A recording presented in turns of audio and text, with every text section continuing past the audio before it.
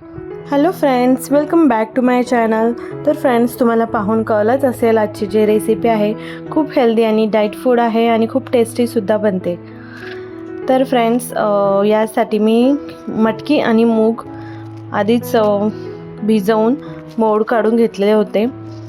आणि फ्रेंड्स, तुम्हाला जर हा बाउल आवडला असेल, तुम्हाला घ्यायचा असेल, तर याची लिंक जी आहे कम्युनिटी पोस्टमध्ये मी दिलेली आहे, तिथे जाऊन तुम्ही चेक करू शकता.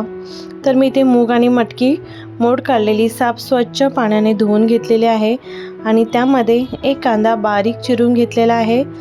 त्याचबरोबर एक टोमॅटोसुद्धा मी बारीक चिरून घेतलेला आहे आणि काकडी घेतलेली आहे.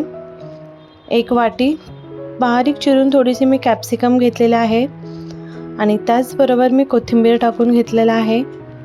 इथे सफेद तेल घेतलेले आहेत, अर्धा चम्मच इतके घेतलेले आहेत.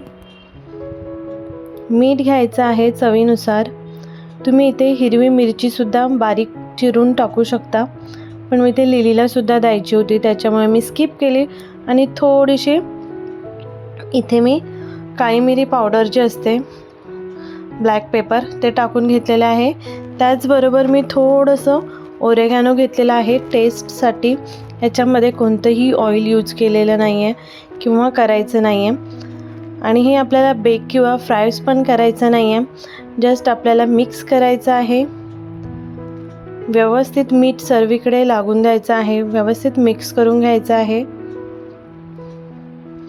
असंच खायला खूप सुंदर लागते. आणि जे तयार झाल्याच्या नंतर आपल्याला याच्यावरती लिंबू टाकून घ्यायचं आहे. लिंबूमुळे एक छान वेगळीच टेस्ट येते.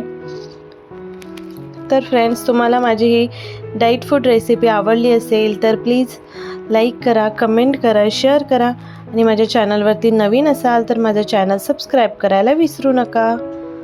बाय. पुन्हा भेटूया आपण अशाच एका नवीन आणि छान व्हिडिओमध्ये. तर फ्रेंड्स, माझी डाईट फूड रेसिपी जे 100 डेज चॅलेंज सिरीज चालू आहे, तर तुम्ही नक्की ट्राय करा.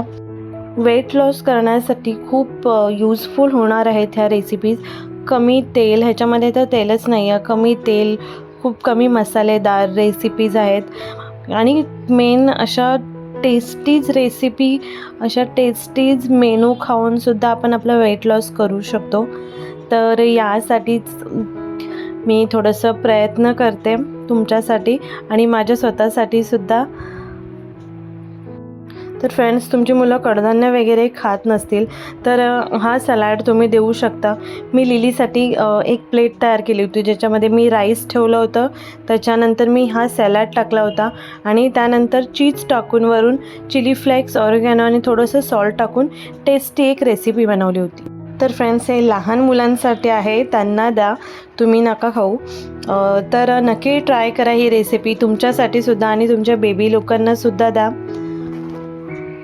बाय. पुन्हा भेटू नवीन अशाच छान आणि मस्त व्हिडिओमध्ये. बाय.